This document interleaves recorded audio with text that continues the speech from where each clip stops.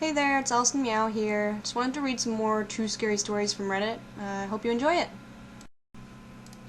In the 7 years I've spent working at a tanning salon, I've had quite a few creepy encounters. In the area I live in, it is well known that most salons are staffed with young women that typically work alone. I work at a rather large chain, and our owner does a great job of taking all possible measures to keep us safe. Police regularly patrol our parking lots, and each salon is equipped with cameras as well as panic buttons. Even with these precautions, you are bound to have some sketchy situations. This is one that still gives me the heebie-jeebies. The situation occurred about 2 years ago. I was a regional manager at the time and was in charge of 5 of our salons. It was a sunny Friday day during our slow season. I was working at one location when I received a call from Kim, an employee that was working at another location. Side note on Kim, to put it bluntly, she was a big pain in my ass. She loved to challenge me on every decision I made, just went out of her way to make my life difficult. To her credit, she worked for the company for years and had just recently graduated college. She was over it and ready to get onto a different career path. That being said, Kim doesn't call me just to chat. It was very common for the girls to call me with questions and whatnot, Kim included. I was thrown off though when I answered the phone to, "Hey Rachel, please pretend to be on the phone with me," in a whisper. I reply, "What's going on? Do I need to call someone?" Ignoring my question, she goes on to chat about the weather, what she is up to later, and other nonsensical things. As I said earlier, we encounter our fair share of odd characters working alone, and have all used a phone call to look unavailable. This usually works to get a customer on their way, when they have overstayed their welcome. For some reason, this call felt different. Kim's voice was shaking. I knew something was wrong. At this point, Kim steps outside of the store and tells me what was happening. For more of a visual, I'll explain the layout of the store. This particular store has 2 front doors that lead you into the large open lobby and to the front desk. Behind the desk there is a wall and 2 hallways on either side. These walls do not run fully up to the ceiling, so the hallways feel more open. The left hallway has a right turn to an open vanity area and meets the right hallway. The right hallway continues down to the back of the store, where the back door and restroom are located. It then makes a sharp left turn and ends with more tanning rooms, so once you walk down that right hallway, you have to come back that same way until you reach the vanity area. Sorry if this was confusing, the layout is a bit complicated. Back to Kim. She is now outside, in front of the store. "Oh my god, Rachel, I am freaking out." She fills me in on what just occurred. A young man came in to tan about an hour before. He was in his late 20s and very normal looking. He had tanned a few times before, but it had been a while, nothing out of the ordinary. He pays and heads to a room located in the back of the store. Fast forward 45 minutes. Kim is walking down the hall to refill her water bottle in the restroom. She pushes open the door, and the man is standing there facing her in the pitch-black bathroom. She does what any human would do and screams, "What the fuck? You scared the shit out of me." She said the man mumbled he was sorry and was on his way out. Kim books it to the front desk. That's when she called me. She said she was originally embarrassed for walking in on a customer and about her reaction, so she wanted to look busy as he exited the store. Kim and I had been on the phone chatting for about 10 to 15 minutes at this point, and the man had yet to come up from the back. We have bells that ring whenever someone enters or exits the salon, and Kim was positive that she had not heard the bells go off after the restroom incident. I tell her to call the police and have them check it out. She begins to second-guess herself as she was cleaning and trying to look busy, so we could have slipped out, but her gut continued to tell her something wasn't right. Majority of our salons are located in strip malls. This was no different with the location Kim was currently at. We happen to have a Subway directly next to our store, and over the years we have become very close with the guys that work there.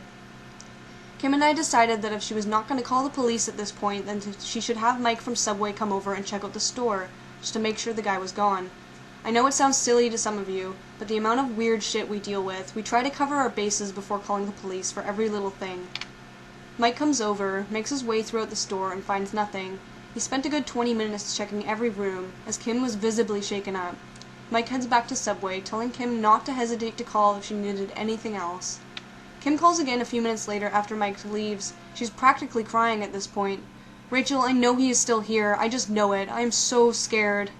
We decide Kim needs to call the police, if for nothing other than her own peace of mind. The officers arrive shortly. Kim explains the situation, and they begin to search the salon. I am no longer on the phone with Kim, so the rest of the story she filled me in on after the fact. The officers find nothing, and tell her the man probably left while she was over at Subway. Kim insists that they search the store one last time. They are a bit annoyed, but agree to look one more time to appease her. They sweep the store and are on their way back up when Kim hears one of the officers yell, "Hey you! What the hell do you think you're doing?" Moments later, the officers are walking up the hallway with the man in handcuffs. The man had been hiding in the store, switching from room to room as they were searched by Mike as well as the officers. Our salons have massage beds and they are on wheels. The man pulled out the bed and hid underneath it. His feet stuck out though, so he ran into one of the tanning rooms when the officers went to search the massage room. Because the walls did not reach the ceiling, the man was able to hear where the officers were within the store and moved around without them seeing him. The only reason he was caught was because the officer decided to glance back down the hall after checking the rooms. He was perpendicular with the door of a room and could see two eyes peeking out of the crease of the door jamb. The man was hiding behind the door, trying to be as still as possible. When asked why he was hiding in our store for 3+ hours, fully aware that the young lady working was terrified, his response was, "My girlfriend and I just broke up. I'm having a rough day." The cops were unable to arrest the man, but told him he would be arrested if he were to return to the premise. They then came into the store to warn Kim that it would be in our best interest to get a restraining order against him, so he would not be allowed in any of our stores in the future. They believed he was hiding behind the door, waiting for a girl to come in and do who knows what to her, though they were pretty certain he had malicious intent. Our owner followed the advice of the police. The man is not allowed anywhere near our salons, and we have never seen him since. Moral of the story, trust your gut. When I was 22 years old, I was a stay-at-home mom trapped in a failing marriage.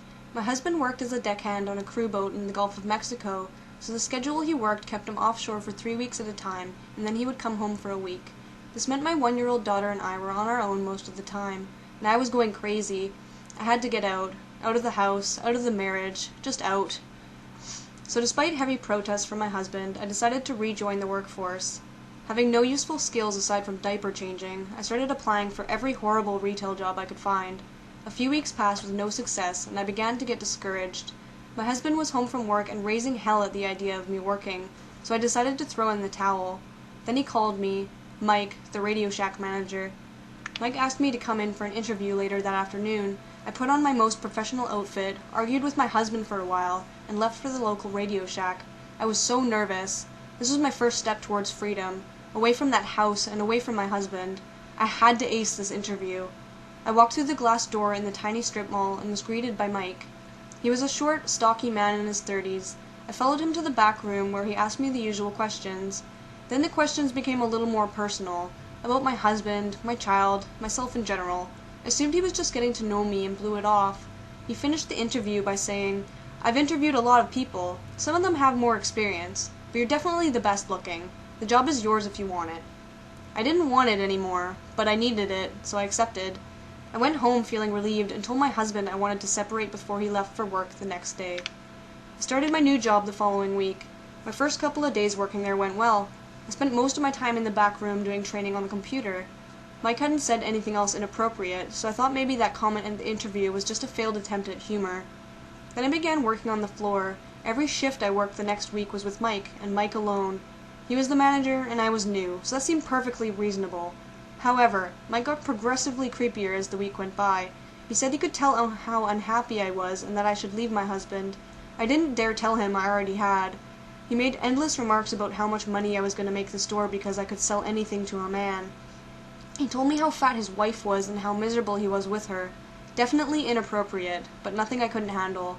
I'm not terribly unattractive, so I've dealt with many a creep in my day, so I dealt.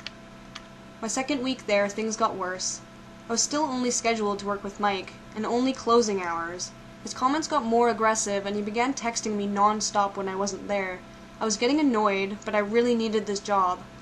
I would always sidestep his advances, and he began to get angrier each time I did it.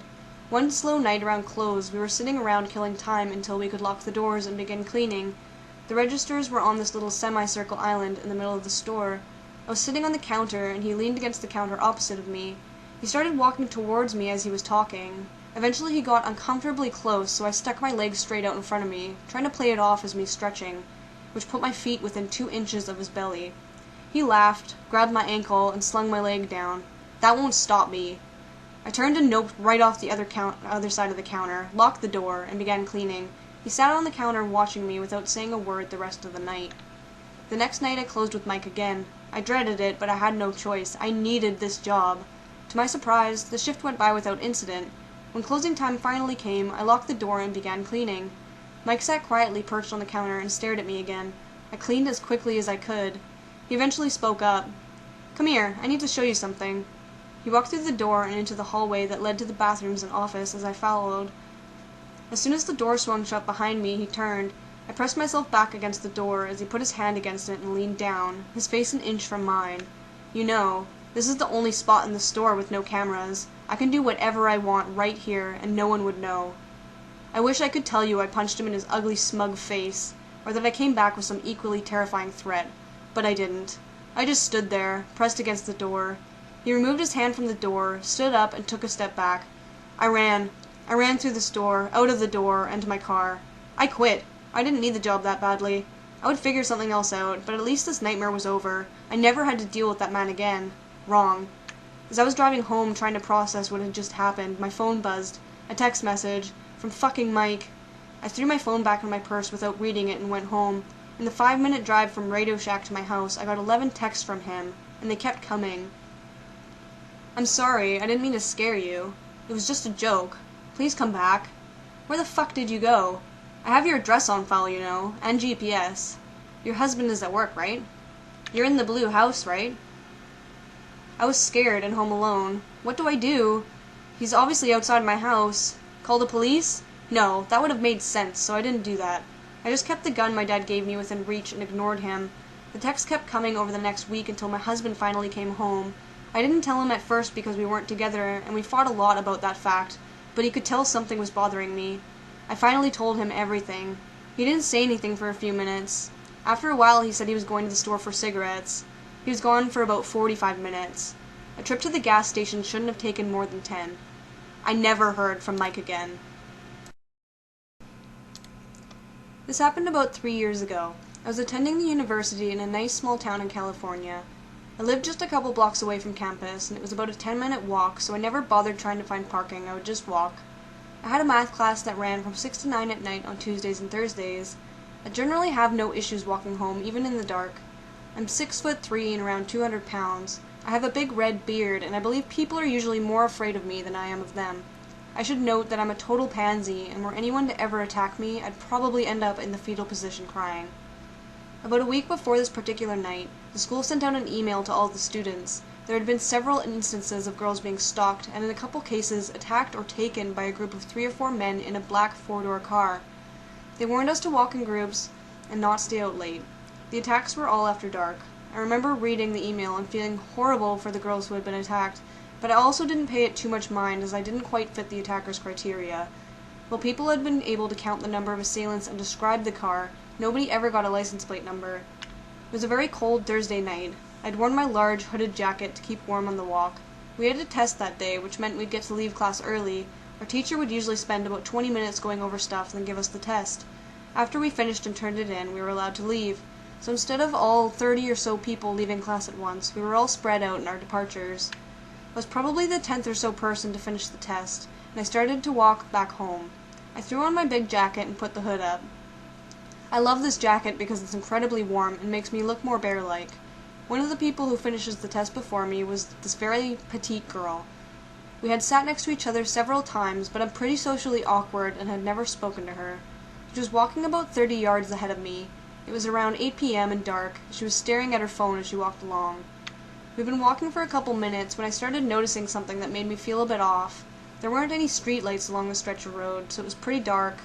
I could have sworn I saw something moving in the street, but I wasn't sure. I began to pay closer attention, and after a few seconds I realized there was a car moving slowly behind this girl. It was a black car, and they didn't have their lights on. It was almost impossible to see them. I immediately recalled the email I received the previous week about the attacks. Small girl, alone at night, black car. Holy shit. I sped up to start catching up with her. The car pulled closer as well. I called out to the girl. She stopped and turned around to look at me. As she turned, the car doors opened. I grabbed my phone and turned on my flashlight app. 3 men jumped out of the car and started running at her. I started yelling at them and she started to run. They were about to catch her and I was sprinting at them. I am 100% sure these 3 dudes would absolutely kick my ass. I'm sure one dude would. I had no idea what was going to happen if I caught up to them in time. I started shouting everything I could think of at them. I deepened my voice to sound more intimidating. I puffed up my bear jacket to look as big as I could. I remembered that nobody had been able to get the plate numbers, so I shined my light on the car. I started shouting out the license plate info at them. This freaked out the attackers. 2 of them ran back to the car. One guy turned to me and looked like he was going to come at me, but one of the guys in the car told him not to. I was too big. They flipped their lights on and sped off. I reached out to the girl to make sure she was okay. I shined my light on her to make sure she hadn't been cut or anything by the men. She was crying and shaking. At this point, a couple other people had finished their tests and had seen the last of our encounter. Another guy from class and I walked the girl to her dorm. She even made us walk her up to her door on the 3rd floor, even though access to the building required a card.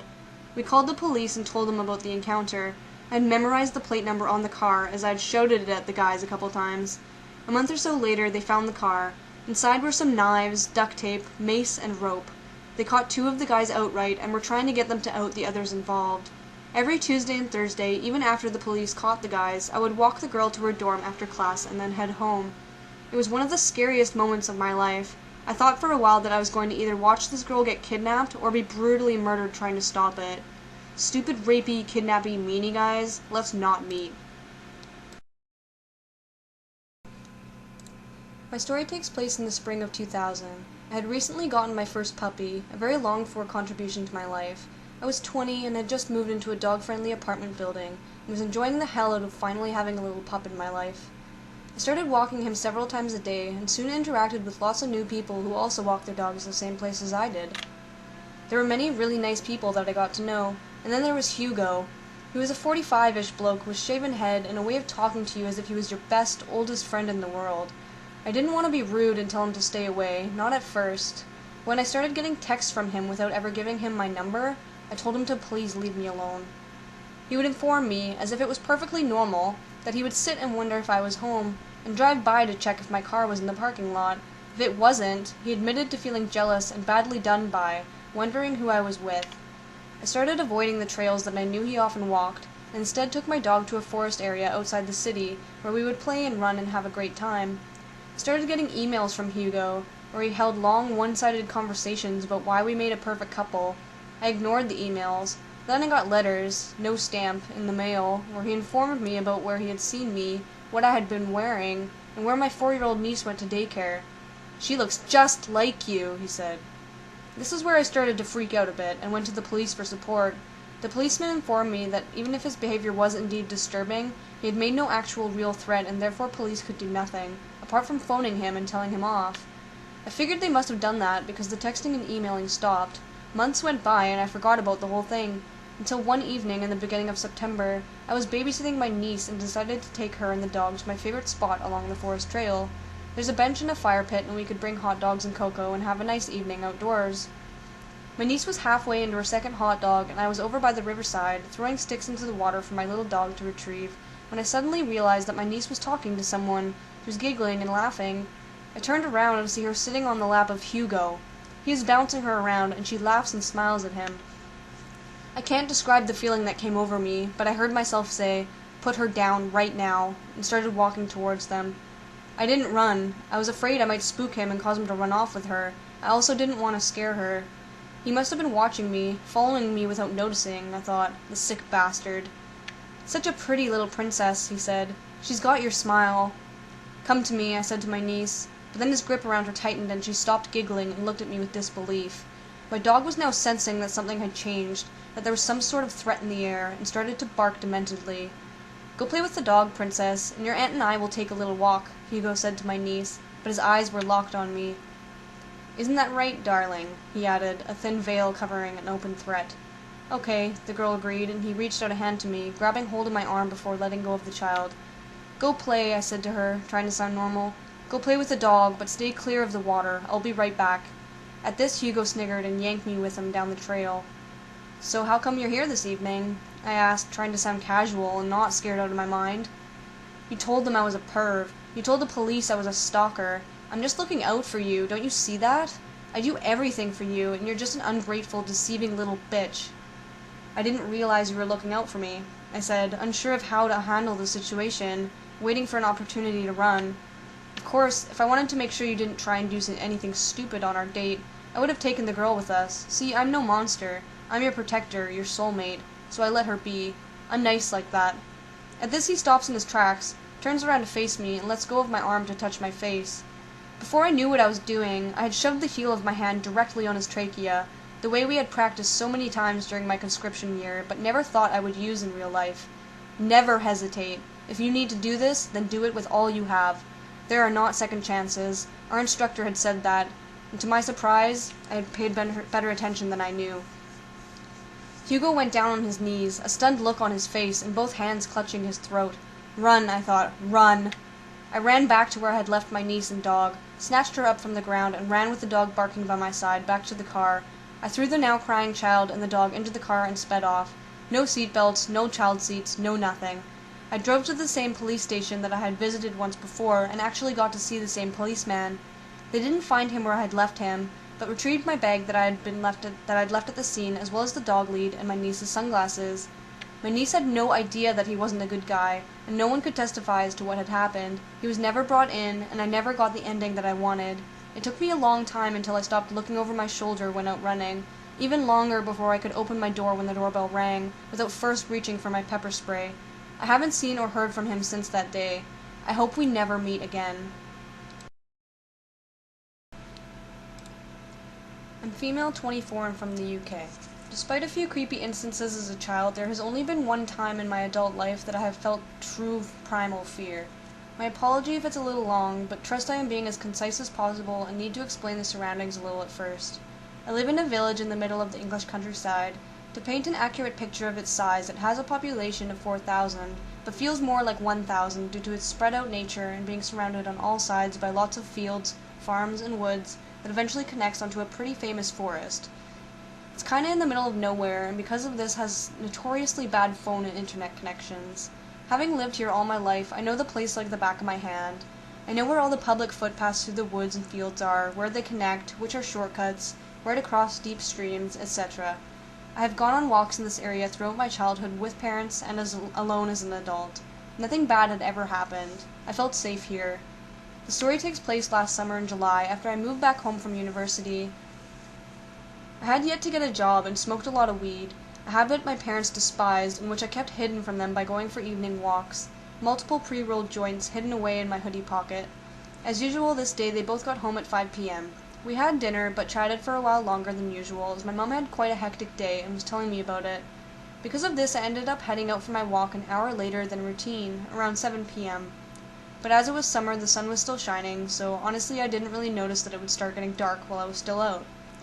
The woodland closest to my house is less than 5 minutes away, and you enter through a gate into a farmer's field.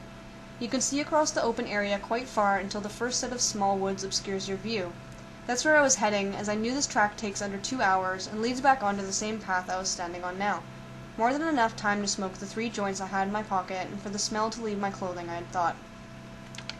This entire area is very popular for dog walkers, so it's not unusual to see other people while you're about, and this is a village, everybody says hello to everybody. I lit my first joint and started walking, just in my own world for a while, until I was less than 100 feet before the entrance to the woods. An elderly man was coming out of them throwing a ball for his collie dog. I finished my joint and stubbed it out. As I got closer, I recognized it was John, who lived on the road next to mine and knew my grandpa. We stopped and said hello as I stroked his dog Max. While talking, I see another man coming out of the woods. No dog, bright green jacket, very tall, and had a good 10 years on me age-wise. Me and John chat another minute and say goodbye. He warns me not to stay out here too long, as it will start getting dark soon. True, the sky was bright pink and orange. The sun was indeed beginning to set. I hadn't really noticed. I continued on down the path towards the man. When we were nearly passing each other, I look up to make brief eye contact, smile, and say hello, like everyone here does, even if you don't recognize the person. My eyes instantly met his. He was already looking at me. His dark eyes locked on mine. He wasn't smiling. I didn't know him at all, but I knew something was wrong. It was in his eyes. I swallowed my politeness and looked at the ground as we passed. I had lived in my uni city the past couple years, so I knew a red flag when I saw one, and my country bumpkin manners evaporated. I quickened my pace a little, and before entering the woods, slyly looked back. The guy was still walking in the same direction following John. I felt relieved, laughed, cursed the weed for making me paranoid while lighting up another joint, and started walking into the woods. It takes about 30 minutes to follow the path through the woods to the end. The pathway exit opened into another field that led to another set of woods. The sky was now violet, the dimming light having been obscured to me by the trees. I was already smoking my last joint and was near the entrance to the second set of woods when I felt it. Fear. Complete, crippling, absolute fear worked its way like electricity through every layer of flesh. I had never felt anything like it before or since, but I knew what it was. I whipped around. Standing at the exit of the first set of woods was the man. I could still make out his green jacket in the fading light. He's fucking doubled back, and very quickly too. I had looked back several times while in those trees, and he hadn't been there. For a second I froze, as did he. He knew I'd seen him. To sprint the distance between us would take him about 5 minutes. He was obviously in good shape. I threw the spliff and fucking bolted into the woods, the only way I could go. I didn't dare look behind me. I sprinted for a couple minutes before taking a sharp left turn off the path into the trees, hoping to throw him off a bit, but I couldn't see a fucking thing. The light was already darkening, and the trees made it 100 times worse, especially as I was now in the thick of them. The branches catching on my clothes like fingers, whipping and scratching my bare legs so bad I bled. I ran and ran, my lungs protesting in pain, hating me for smoking so much, while my heart was throwing itself against my ribcage, trying to escape. I couldn't anymore. I threw myself on the ground behind a particularly thick trunk, my back against it, knees to my chest, hand thrown over my mouth to stifle my labored breathing, desperately trying to pump air into my lungs for the next sprint. I listened for the first time. A few seconds pass silently. Then I hear him. Heavy footfalls snapping twigs behind me and about 20 feet to my left. I dare not look in case he sees me. I have my phone, but know I have little chance of signal being where I was, and I also knew he'd hear me talking or see the light from the display. I'm not ashamed to say at this point I start to cry, the tears falling silently down my cheeks. "What the fuck?" I hear a deep voice exclaim. "Where are you? I know you're here. I saw you." I have to clasp both hands across my mouth to stop my scream from escaping. I can hear him moving around. I panic and I find enough courage to slowly peek from behind the tree. He was about 10 feet behind me, less than 20 feet to the left, with his back to me. I move back and my eyes search the area around me. I pick up a pretty heavy rock. I carefully check on him again. His back is still turned, but he's searching through the trees, hunched down lower to the ground now. I make a snap decision, and with everything I had left, I threw the rock behind me and to the right. It clattered through the branches of the trees and made one hell of a noise. I watched him immediately bolt in its direction, laughing. He fucking laughed. I paused a little, hearing his footsteps get quieter, until I thought I wouldn't be so visible to him if I moved, and threw myself forward. I ran, trying to put as much distance between us as possible, but I was also aware that I was getting further and further away from home. I knew there had to be a stream somewhere close. If I found the stream, I can follow it, as it borders the land and ran parallel to some of the footpaths. I ran and ran until the trees finally cleared, and I could just make out another field through them on the other side. I thank God and push myself a little bit further till I'm out of the trees, and the ground disappears from below my feet, and I go head over shoulders down the stream embankment. I crash into the water below, my open mouth and lungs filling with muddy water. As I sputter it out, I feel both relieved to have found the stream and terrified because he's probably heard me. My phone is now ruined. I slowly make my way downstream as quiet as possible, listening out for him the whole time as the stream borders the woods, looking up periodically just in case. After a while, maybe half an hour, I notice the trees begin to thin out and realize this is the edge of the woods where I would have been exiting, and where the pathway connected the original one I'd started on. If I ran, I could get home in less than 20 minutes. As quiet as I could, I dragged myself on my stomach, back up the embankment, army style, wanting to stay as low as possible. I peeked over the top. I could just make out the path exit about 50 feet away. I sat and scanned the forest line for a couple of minutes, my eyes trying to make out movement despite it now being pitch black. Nothing. I couldn't hear anything either. I pushed myself up and sprinted as fast as I could across the field onto the pathway. I knew the gate I'd entered through was in the adjoining field. It really wasn't far. I was so happy. "You fucking bitch!" came a scream from across the field. I swear my legs nearly gave out then and there. He had been waiting for me. I turned my head and saw him sprinting out of the woods at full pelt. I screamed and pushed myself further, tears coating my face. All I could do is run. I crossed into the main field now, and I could see the moonlight shining off the metal gate. My house was just 5 minutes away after that. I have never focused on anything as much as that gate. He was faster than me and getting closer, screaming at me the whole time about how he was going to slit my throat. I ran and ran, pushing myself up and over the gate, and ran up the road. I dared look back as I made the turning for my road. He was still fucking following me. I raced up my driveway and threw myself through the door, running into the living room crying and screaming hysterically, pointing behind me towards the door. My dad ran outside while my mom grabbed a hold of me as I collapsed, shaking. As it turns out, my parents had already called the police. As I said I was going out for an hour at 7, and it was now past 12 p.m., and I hadn't answered when they had called my now broke phone. Very unlike me. We called the police again to explain. They came and I gave a full statement. Both my parents and the police were horrified. Nothing like this happens here. There hasn't been a reported rape or murder in the last 100 years. But one look at me and it was obvious I was telling the truth. I was covered head to toe in cuts and bruises, soaking wet and covered in mud and blood. I won't go into how this experience changed me. It's depressing. But I will say the thing that scares me the most is that they never even had a suspect. Despite him following me so closely, he was gone by the time my dad ran outside. That guy is still out there, and who knows what he's really capable of.